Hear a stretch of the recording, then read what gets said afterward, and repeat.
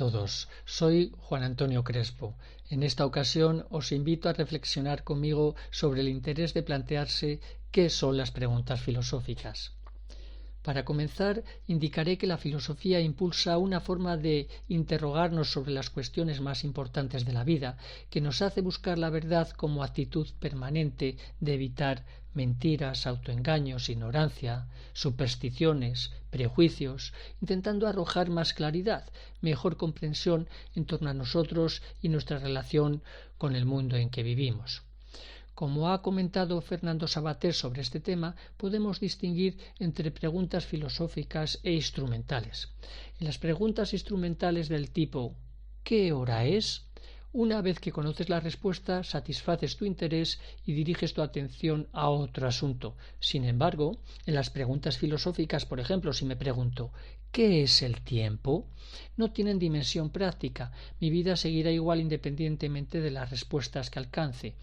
Pregunto no para conseguir algo, bajo un utilitarismo práctico más o menos inmediato para manejar la información como una herramienta que me sirva para hacer algo, sino, más bien, para saber cómo soy, quién o qué tipo de ser soy.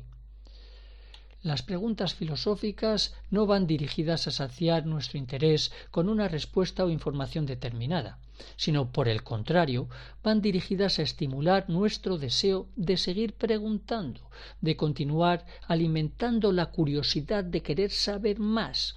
En definitiva, nos despiertan más interés. Además, de alguna forma, son preguntas que nos acompañarán toda la vida sin que alcancemos respuestas definitivas para ellas.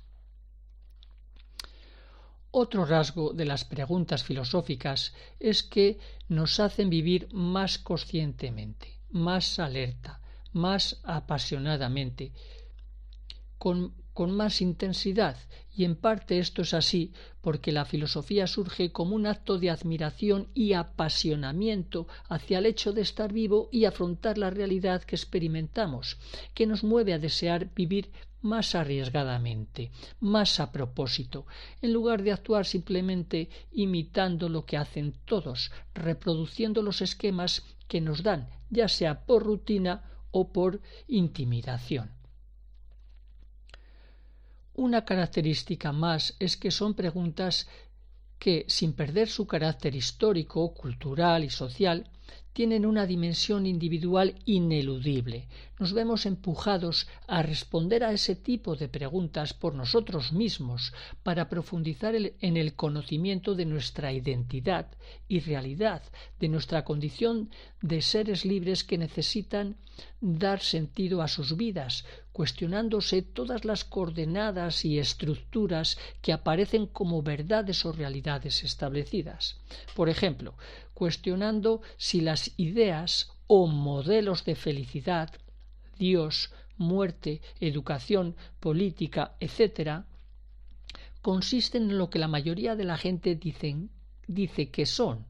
De esta manera podemos plantearnos el interrogante: ¿la educación, la política, el trabajo, la ciencia y la religión, tal y como las experimentamos habitualmente, se vienen convirtiendo en una forma de dominio, distracción y control más que en estructuras dirigidas a potenciar la dignidad, libertad, madurez y fraternidad de las personas? La actitud filosófica que nos mueve a querer saber más no se refiere solo ni esencialmente a tener más información del tipo de datos de una enciclopedia que nos describe lo que hay en el mundo, sino, más bien, nos mueve a indagar sobre cuestiones como ¿qué es lo más importante para nosotros? ¿Cuál es el sentido de nuestra vida?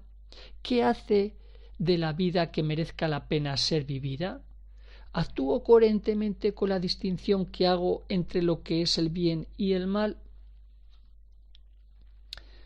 La indagación filosófica es necesariamente humilde, modesta, requiere de cierto escepticismo sobre las posibilidades de conseguir respuestas definitivas. Gran parte de su motivación se sostiene en la duda y la necesidad de tener que replantearse esas dudas esenciales para seguir viviendo de la mejor manera. De ahí que podemos añadir como otro factor propio de las preguntas filosóficas el hecho de que desprecien las respuestas y el saber con carácter dogmático, narcisista, egocéntrico, fantasioso, manipulador, que se sostiene en la pereza, en el fanatismo, la cobardía o la inmadurez. Yo diría que las personalidades filosóficas más interesantes no son sólo ni esencialmente aquellas que ofrecen respuestas y explicaciones, sino más bien quienes saben realizar las preguntas adecuadas para interesar a otros por conocer e interrogarse de manera más profunda, independiente y crítica. A lo largo de la historia de la filosofía occidental, distinguiría tres grandes periodos que han situado el núcleo de sus preguntas filosóficas en torno a tres planteamientos de interpretación de la realidad. Uno, el que se inaugura con el nacimiento de la filosofía en la Grecia antigua, que se pregunta esencialmente por la naturaleza de la realidad en torno a lo que cambia, bien porque permanece en el cambio, bien porque se transforma, se hace diferente frente a lo demás. Un segundo gran periodo que abarca toda la Edad Media y se prolonga debilitándose progresivamente desde el Renacimiento hasta la Ilustración, en el que las preguntas filosóficas se esfuerzan por escudriñar la conexión entre la realidad y Dios desde la perspectiva cristiana. Y por último, en la filosofía contemporánea, que comienza en el siglo XIX y se extiende hasta hoy, que focaliza sus preguntas en torno a la libertad humana para interpretar y transformar la realidad.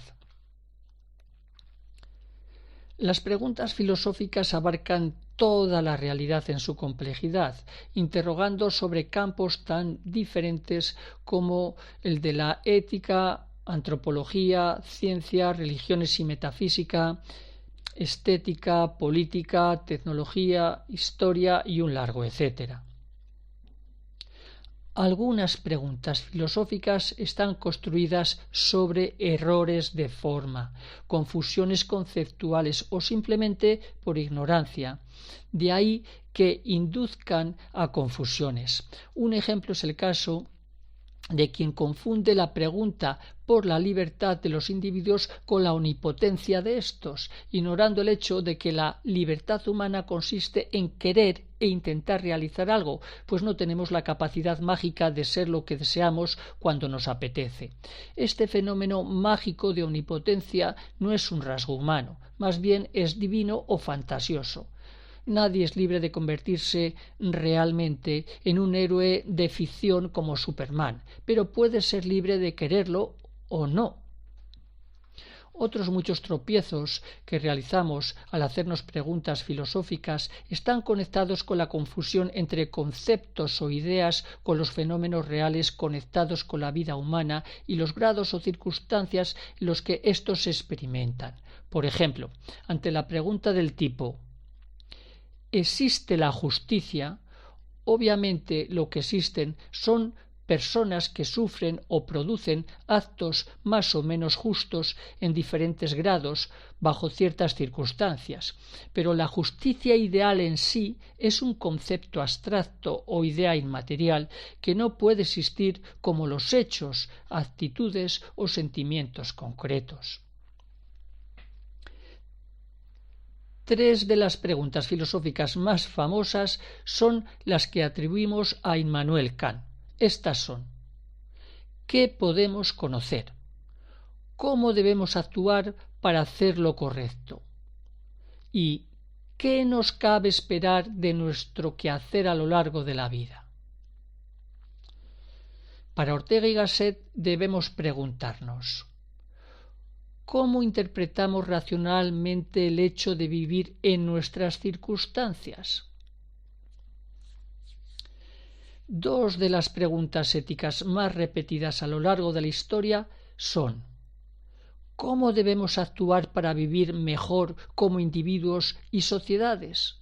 y en qué debemos cambiar para promover ese amor que se basa en la compasión y evitar el egoísmo.